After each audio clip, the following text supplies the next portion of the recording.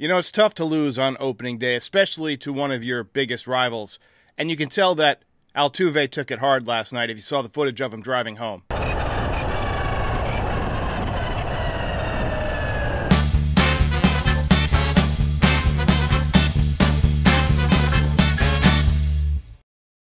All right, so I had some time this morning, so I figured we'd go through and take some reactions to the opening day victory last night via voicemail. So let's listen to the first call from Danny. This is the year the Yankees do it. Danny Bronx is telling you, the concourse guy is here. I hope you're right, Danny, and I'm just going to play some highlights from yesterday and from spring training while I go through these voicemails. It's easy to be optimistic after opening day. It's also very easy to be pessimistic after losing on opening day, but it is a long season, and we got 161 days of ups and downs. But I got to say, after a tough start, down 4-0, they showed a lot of heart, and they showed a lineup that is very patient, has much more contact, and it's got a lot more balance than recent years, as you see Anthony Rizzo get drilled right there. But it's now, you know, on any given day, you can go lefty-righty, lefty-righty. You're going to have another lefty in there tonight with Austin Wells. So I do think that this Yankees offense is going to be a damn sight better than it was last year. Nice play by Nestor right there.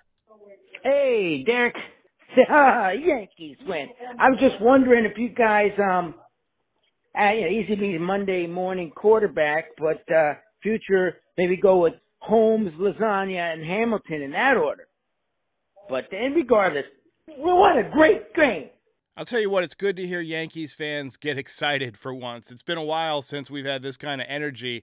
But regarding your question or your comment about the bullpen, the reason they're not going to go in that direction is because Jonathan Loaizaga or Johnny Lasagna can't pitch with the regularity that you would need for a closer or really even a regular setup man. He's going to be more in that specialized role like Mike King was last year, where he throws a couple of innings but does it every few days. So I don't think we're going to see him again until at least Game 4 of this series. Derek, I fucking love you, man. It's Spike Bartley here, and I'm so happy. I listened to today's episode, and you said, fuck Patrick Hennessy, that guy's asshole. I'm so glad you finally agree with me. It was great to hear you say, shit about Patrick Hennessy. I've been telling you he's a moron. Don't let him on your show again. He's a fucking cancer. You gotta cut him out. So thank you so much.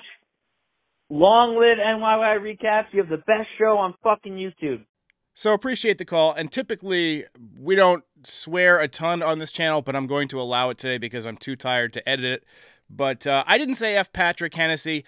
I basically just called him out for, basically an amateur and immature prank. And I don't even know if prank is the right word because prank is meant to be lighthearted. What he did was just rude. And if you missed it, here's the segment from Foul Territory, and they really went after Pat. This is not how normal people act.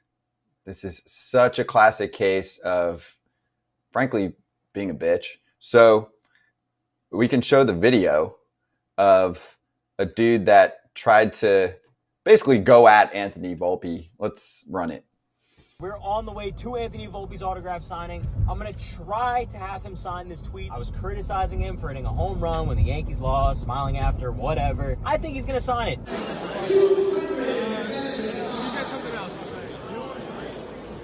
He wouldn't sign it. It's like legality. What you told you now. It's not really debatable. It's not debatable. No, I'm not debating. I'm just wondering. You're debating. No offense, man, but you've asked like 6 times. Bro, I can ask 10 times if I want to. Yes, and people in the chat are like, don't even give it the attention. We generally won't, but I do think it's important to have an unfiltered show that is mostly hosted by former players, give their opinion on, someone that gives almost any baseball fan, any media member, and I'm talking about social, digital, etc., a terrible name. So it's basically a dude that was trying to get attention. It's like if someone brought you, AJ, a poster that says I'm an asshole, and they're like, "Can you sign this?" It's just such a bitch move. It was. Whoever this guy is, you suck. That's it. You just suck.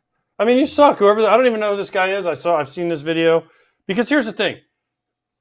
I understand that, Anthony Volpe was smiling after they lost. Listen, he hit his first big league homer. That happens one time. Guess how many big league homers that sucky guy hit in his life? 0. Just bad judgment on Pat's part. And I don't know if it's going to end up being a career killer, but it definitely was not good for his resume. Erik, it's Nick.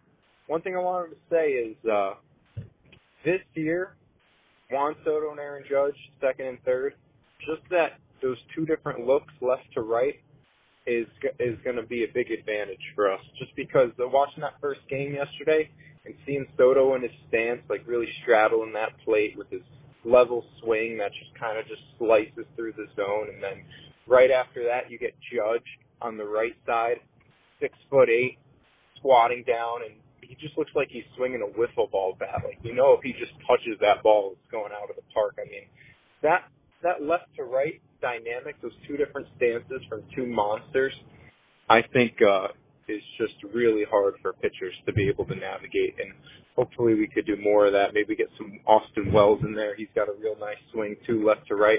Also, Anthony Volpe. Let me tell you, this guy is the type of guy where his body language tells you a lot. Last year, second half of the year, his body language, you could tell he was struggling. This year, I know every Yankees fan is high on Anthony Volpe, but let me just tell you, his body language, unbelievable. The dude looks sharp. Hey, Derek, do you think Anthony Volpe should be the Yankees' new leadoff hitter?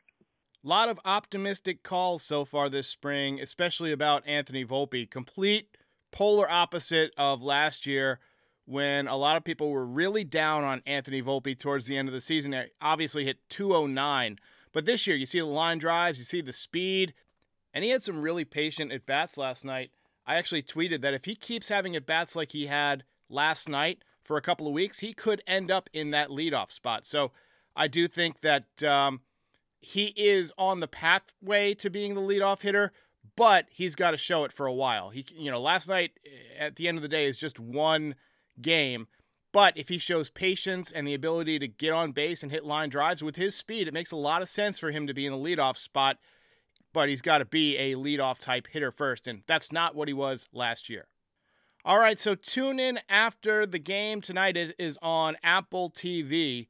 So the announcers are going to suck, but the picture and the sound is generally pretty good. They have some good overlays. They do get a little bit too heavy into the, prediction odds. I don't think you need the odds of, the outcome of the at-bat on the screen for every at-bat. We'll see if they continue that this year. I hope not. But I will see you after the game, and thanks for tuning in. Go Yanks! Ball game.